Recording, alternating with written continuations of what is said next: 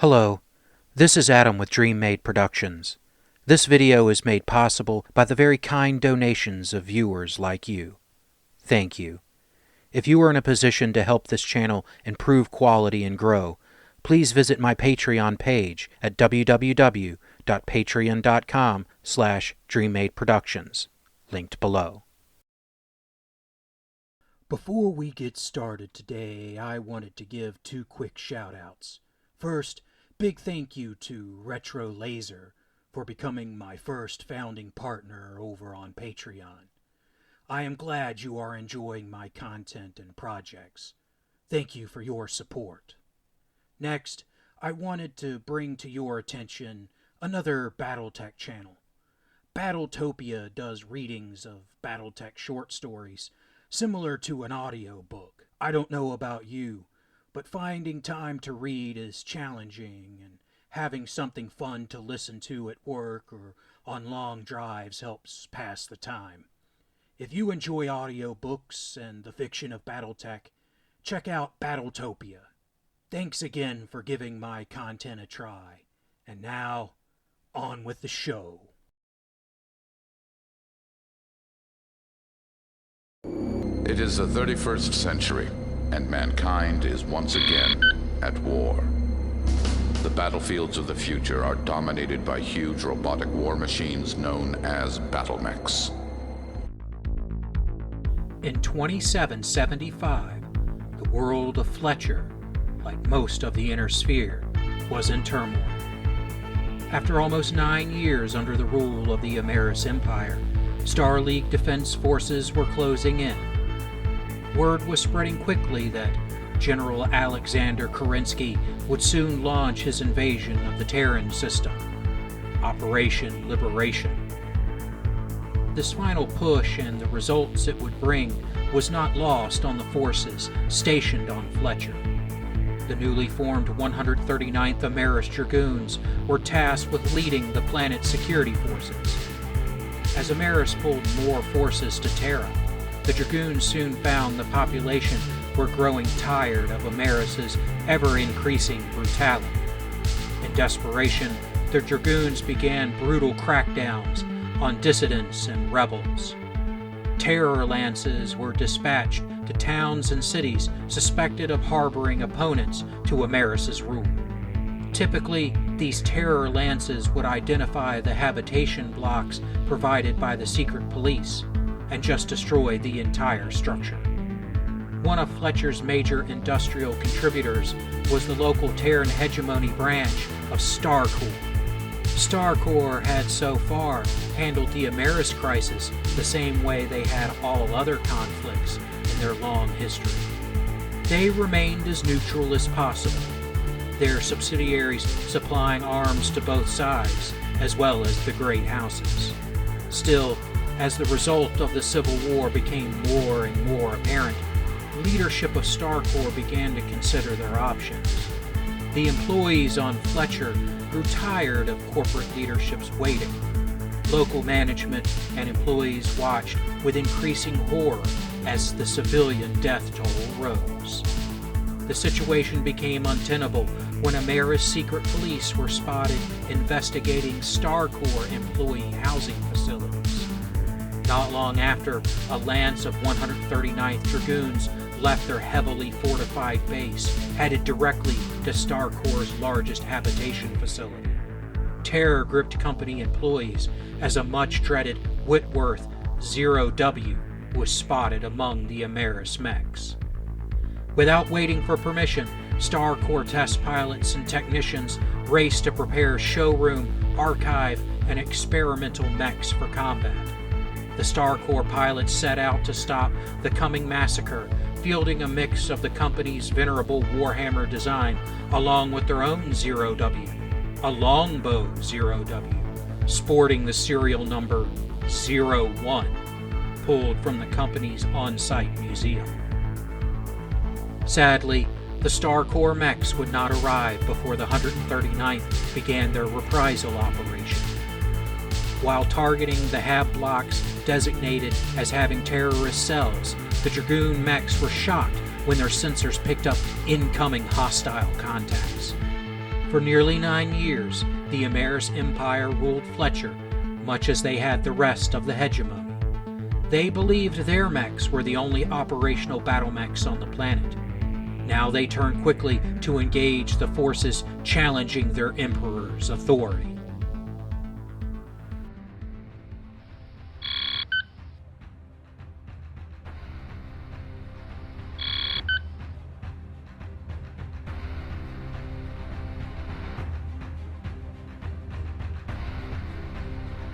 Turn 0. The Whitworth launches a volley of 12 SRMs at the hab block in front of him. The missiles explode, showering the apartment building with sticky jelly that ignites, setting the structure ablaze. Turn 1. The Royal Warhammer runs forward near the central hill. The Atlas II runs forward. The Warhammer 7A walks with the Royal Warhammer. The experimental 7M Warhammer walks forward. The Thunderbolt runs towards the enemy mechs, as does the Guillotine. The Whitworth pilot, his grim job completed, fires his jump jets, spitting in mid-flight to join the battle. The antique longbow runs, climbing up the central hill, taking cover behind its peak. The Atlas II does not wait. He fires his Gauss rifle, ERPPC, and LRM-20 at the longbow. The LRMs hitting right and left arms, while some smash into the hill. The Warhammer 7A fires both ERPPCs at the Thunderbolt, one hitting the right leg. The 7M Warhammer fires his ERPPCs at the Thunderbolt, but the experimental systems causes the mech warrior to misread his targeting. Both blasts miss. The Thunderbolt follows his Lance leader's orders, concentrating fire on the fragile longbow. His LRMs miss, but his ERPPC finds the assault mech's center torso. The Guillotine fires his large laser at the longbow, but misses. The longbow mech warrior unleashes swarms of LRMs from all 4 of his launchers. Explosions bloom over the Thunderbolt's left and right torsos and right arm. The Royal Warhammer also targets the Thunderbolt, firing both standard PPCs, scoring hits on the right torso and arm.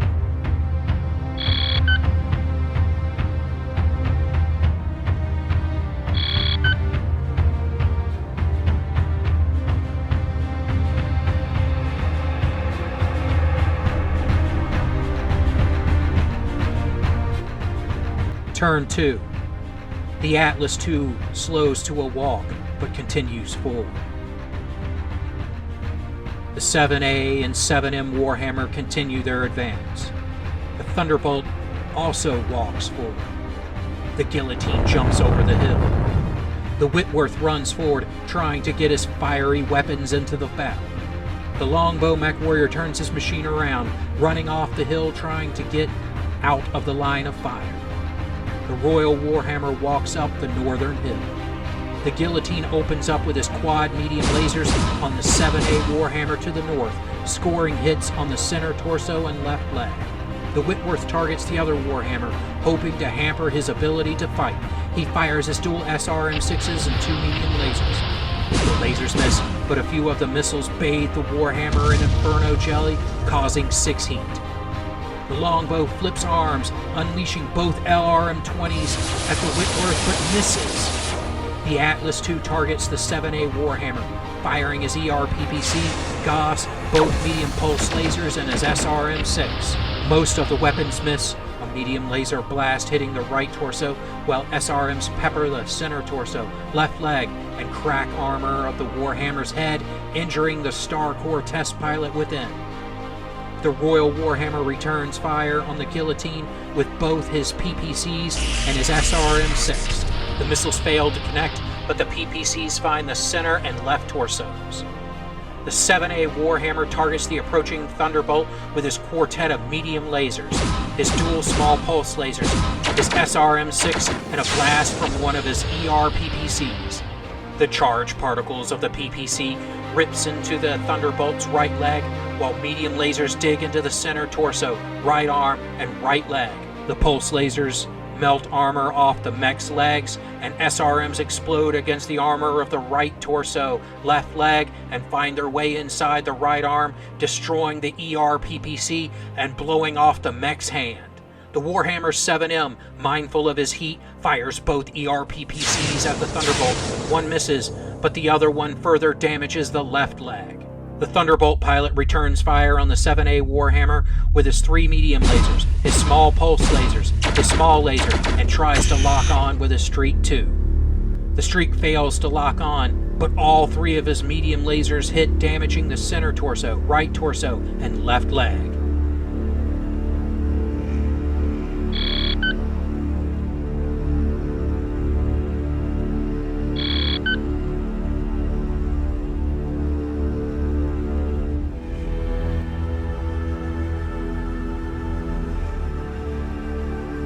Turn 3. The Warhammer 7A mech warrior backs away, unable to withstand the concentrated fire. The Whitworth runs north. The longbow walks and turns. The Atlas mech warrior holds his ground, aiming. The guillotine walks forward. The Warhammer 7M runs south, trying to flank the Amaris Dragoons. The Thunderbolt walks, chasing the Warhammer. The Royal Warhammer turns, walking back behind the crest of the hill, looking for better cover. The guillotine sees an opening, Alpha striking the 7A Warhammer. The large laser damages the right arm, while medium lasers hit the center torso and both arms. The Atlas II turns, trying to stop the 7M Warhammer, firing his Gauss rifle, ERPPC, both medium pulse lasers, and his SRM-6. The Gauss slug crashes into the StarCorps mech's left torso. The PPC hits the left arm, and a medium pulse laser melts armor off the left leg. The 7M Warhammer torso twists, straining his lower arm actuator to get a shot off at the Thunderbolt behind him. Somehow, his blast manages to find his target's left torso. The Whitworth tries to disable the 7A Warhammer, firing both his SRM-6s loaded with Inferno missiles, as well as firing both medium lasers. A medium laser hits the center torso, but the missiles, built with slave labor glitch, failing to track the Warhammer, sail off harmlessly. The longbow targets the distant guillotine, unleashing all 50 missiles, shading the sky as the cloud of deadly missiles track. Dozens of missiles smash into the mech, concentrating damage to the center torso, and right leg. Some stragglers also hit the right and left arms. Targeting the Warhammer's 7M rear, the Thunderbolt fires his remaining arsenal. The Streak again fails to lock on, but both medium lasers find the rear right torso, while the small pulse lasers damage the left arm. The Royal Warhammer targets the approaching guillotine with a blast from both PPCs, his medium lasers, his small lasers, and his SRM-6. The PPCs melt the remaining armor off the center torso and damage the right arm. A medium laser finds the unprotected center torso, damaging the engine within. All the SRMs track home, 2 hitting the left arm, while the rest explode inside the center torso, further damaging the engine and blowing out the SRM launcher. The Warhammer 7A pilot heats up his mech, firing one of his ERPPCs, all 4 of his medium lasers, his small pulse lasers, and his SRM-6 at the guillotine. The PPC damages the left arm, while medium lasers and small pulse lasers blast the center torso, melting what little remained of it. The Amaris guillotine breaks apart, falling in a heap.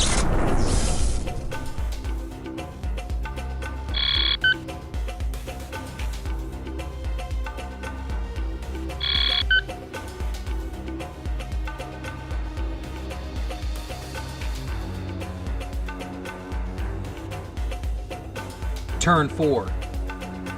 The burning apartment building can no longer support the weight. It collapses, ending the lives of all those still trapped inside. The Atlas II walks forward. The Warhammer 7M runs towards the town. The Whitworth walks into melee with the Warhammer 7A. The Royal Warhammer stays on top of the hill. The 7A Warhammer backs up, joining the longbow. The longbow walks back, trying to keep his distance. The Thunderbolt turns and runs, trying to engage.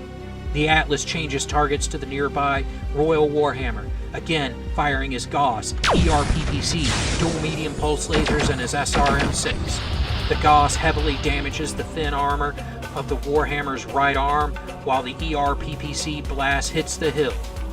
The Thunderbolt also targets the 7A Warhammer, trying to bring it down. The LRM-15 misses, but a medium laser does find the left torso.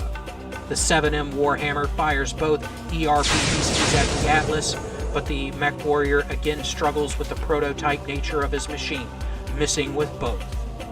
The Royal Warhammer ignores the larger mechs, determined to avenge those that just burnt to death in the habitation building.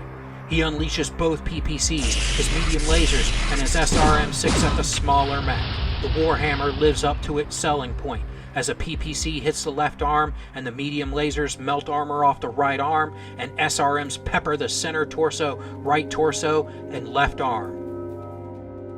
Also enraged by the loss of life, the 7A Warhammer also targets the Whitworth, firing all 4 of his medium lasers, his small pulse lasers, and his SRM-6. Laser fire and missile explosions pepper the mech, ripping into the center torso, damaging the mech's engine, and destroying the medium laser and lower arm actuator of the right arm.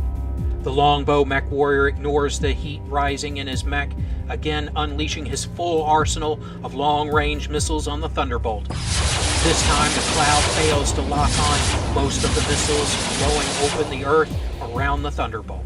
Only 2 missiles connecting to the mech's left leg. The Whitworth pilot, surprised by the onslaught, is unable to control his mech. He falls, damaging his left leg. He fires up at the 7A Warhammer with his remaining medium laser and both SRM-6 bangs.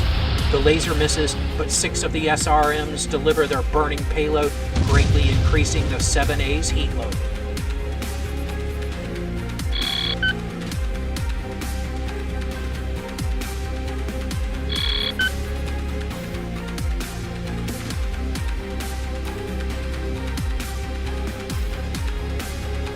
Turn 5. The Royal Warhammer again stays on the hill.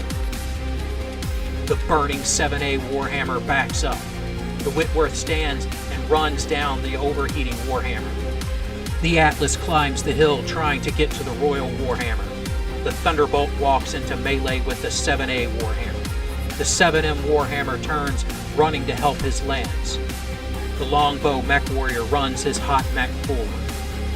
The Royal Warhammer, still enraged, fires his PPCs at the Whitworth. One misses, but the other hits the left leg. He switches targets to the greater danger, firing his 2 medium lasers, 2 small lasers, and his SRM-6 at the monster Atlas II. The laser and missile fire slam mostly into the monster's right arm and torso, but the thick armor easily shrugs it off. The overheating 7A mech warrior ignores the climbing temperature inside his mech, again firing his 4 medium lasers, his small pulse lasers, and his SRM-6, this time at the Thunderbolt. The lasers and missile fire rake the mech. The Warhammer mech warrior kicks into the explosions, connecting with the left leg. The shattered structure fails, ripping the leg off the mech, causing the Dragoon mech to slam into the ground. The Whitworth targets the 7A Warhammer again. He fires his remaining medium laser and both SRM-6 racks. The laser hits the left arm, while 7 of the missiles hit, making the 7A cockpit feel like an oven. The 7M Warhammer fires his ERPPCs at the Whitworth. One blast blows off the mech's left arm, while the other rips into the right torso, blowing out the electronics of the SRM launcher there. The Atlas II continues to use his Gauss rifle, ERPPC, 2 medium pulse lasers, SRM-6 to pound away at the Royal Warhammer. The Gauss rips away at the right arm, while the ERPPC hits the center torso, and the pulse lasers hit the left arm and glasses dirt of the hilltop. The Thunderbolt again fires his lasers at the 7A Warhammer. This time, the streak locks on and fires. The 7A is rattled with laser and missile fire.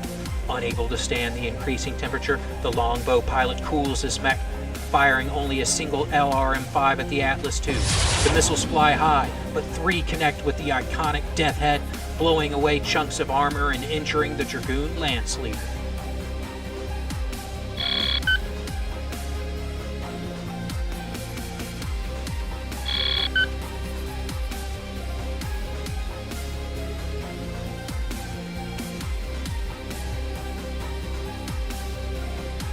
Turn 6.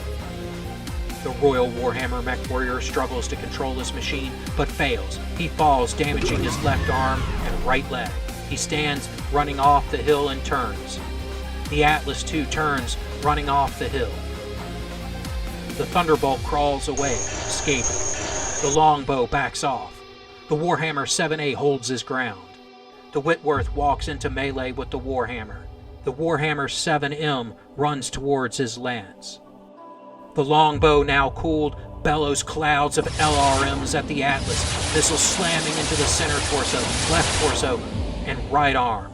The 7M Warhammer targets the Whitworth, firing both his ERPPCs, his dual medium lasers, and his SRM-6. A stream of charged particles smashes into the center torso, blowing the engine covering off, nearly overloading it. The medium lasers finish the job. The Amaris terror mech crashes into the ground. The Royal Warhammer has no target. The Atlas II stands alone, firing his ERPPC, Gauss rifle, and LRM-20 at the longbow, but he misjudges, missing.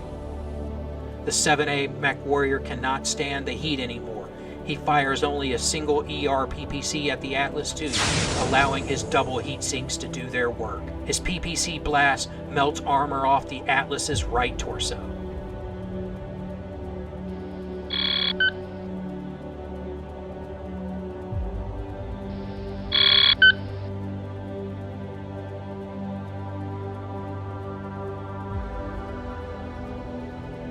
Turn 7. The Warhammer 7A and the Longbow stay put.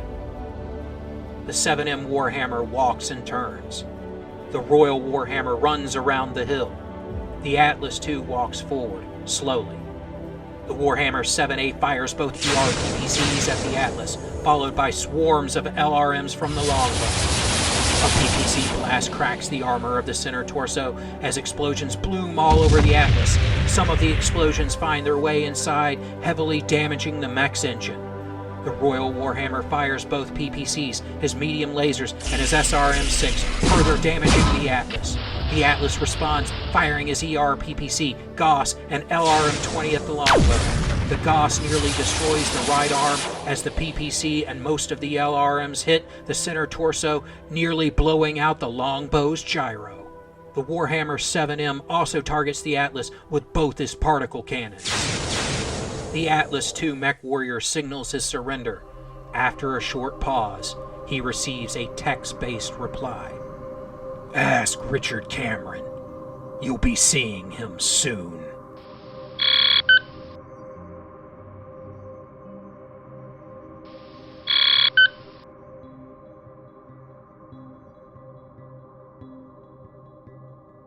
Turn 8. The Atlas backs away. The 7M Warhammer walks after the Atlas. The 7A follows close behind. The Longbow mech warrior cannot compensate for the failing gyro and falls, knocking off his damaged right arm and damaging the right leg. The Royal Warhammer runs, chasing the Atlas. The 7A Warhammer hits the Atlas again with both PPCs. The Longbow fires up at the Atlas, missing with all but 3 missiles. The Royal Warhammer opens up with both particle cannons, along with his medium lasers and SRM-6, blowing armor off the Atlas, further damaging it. The 7M also fires both PPCs, one pounding on the lone Atlas. Panic rising, the Atlas pilot fires his Gauss and medium pulse lasers at the Royal Warhammer, blowing off its right arm.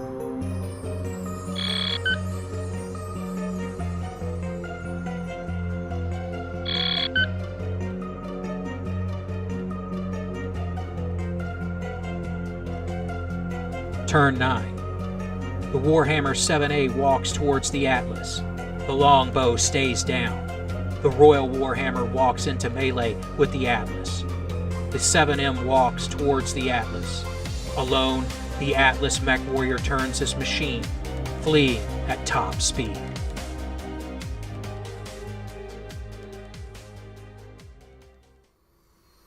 Aftermath. The loss of life to StarCorps' workforce was largely averted due to the swift and unilateral action of individuals within the company. Despite the growing certainty of the Kerensky victory, the SLDF were yet to arrive. StarCorps leadership knew, even if Amaris fell, his Dragoons were bound to extract their price on Fletcher in general, and StarCorps in particular. Though StarCorps had more mechs rolling off its assembly plants and more examples in archive or in museums, they knew they could not withstand the Amaris Dragoons. Heated arguments in the boardroom continued as some leaders wanted to officially fight, while others hoped handing over the, quote, rogue employees would satiate the 139th. In the end, their decisions were made for them. As the Amaris forces mustered, the SLS Admiral Perry arrived in orbit. The Congress-class frigate was the flagship of the Star League 35th Corps. The warship and her attendant Vincent-class corvettes quickly landed portions of the Corps on Fletcher. The remaining 139th Amaris Dragoons suddenly found themselves outnumbered just shy of 10-1. The crimes of the 139th and the other Amaris Dragoons condemned them. The Star League forces did not offer a surrender and took very few prisoners. After 15 years, the Terran hegemony flag flew again on Fletcher. Sadly, the exodus and the flames of the First Secession War ensured that the hegemony flag would not fly for long.